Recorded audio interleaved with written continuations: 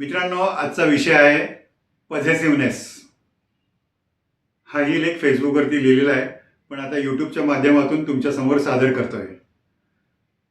Positiveness म्हणजे नेमकं काय हे या लेखातून सांगण्याचा प्रयत्न.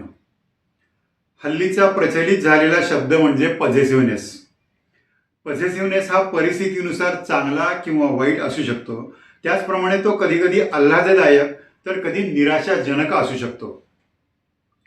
पॉझिटिव्हनेस म्हणजे मालकी हक्क असणे किंवा अति काळजी घेणे. हे विशेषण एखाद्या व्यक्तीसाठी वापरले जाते. जी व्यक्ती दुसऱ्या व्यक्तीवर किंवा वस्तूवर वर्चस्व गाजवू इच्छिते आणि तिचा सर्व वेळ, प्रेम आणि लक्ष स्वतःसाठी हवे असते. पॉझिटिव्हनेस म्हणजे नेमकं काय?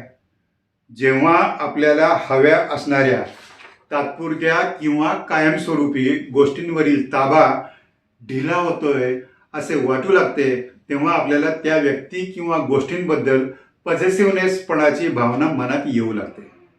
त्याला माझ्या मते पॉझिटिव्हनेस म्हणतात. मग हा पॉझिटिव्हनेस येतो कुठून?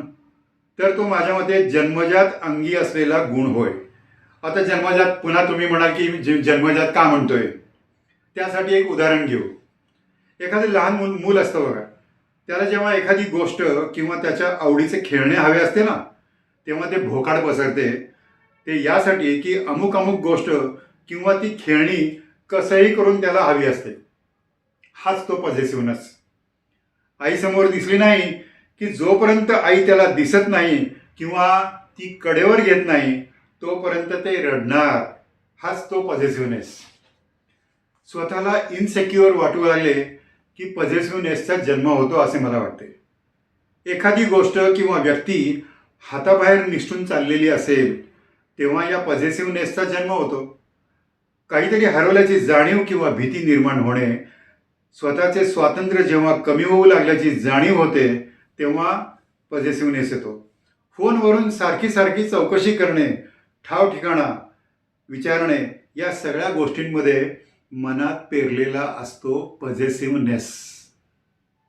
मुख्यत्वे करून खालील गोष्टी या पॉझिटिव्हनेसमध्ये दिसतात. मग त्या कोणत्या?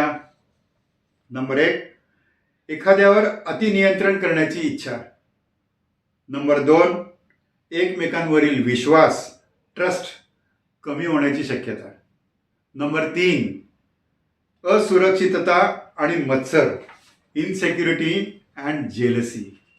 नंबर 4, जगण्याचे स्वातंत्र्य कमी होण्याची शक्यता.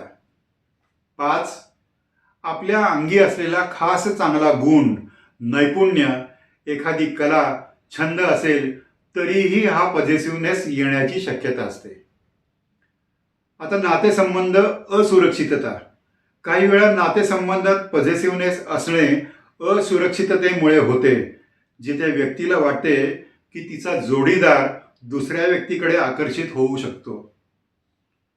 कधी कधी काय होतं की ओव्हर पॉझिटिव्हनेस हा नातेसंबंधात बाधा आणू शकतो. कारण का?